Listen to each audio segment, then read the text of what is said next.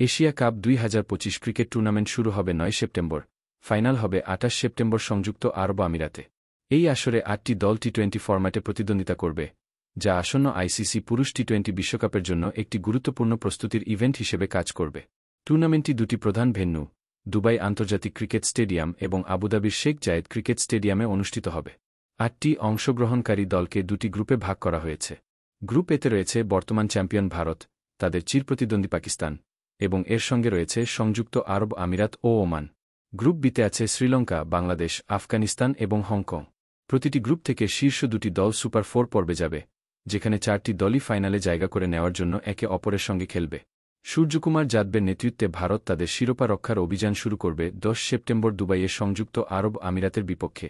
টুর্নামেন্টের সবচেয়ে প্রতীক্ষিত ম্যাচ, ভারত ও পাকিস্তানের মধ্যকার হাইভোল্টেজ লড়াইটি হবে 14 সেপ্টেম্বর, এটিও দুবাইয়ে অনুষ্ঠিত হবে।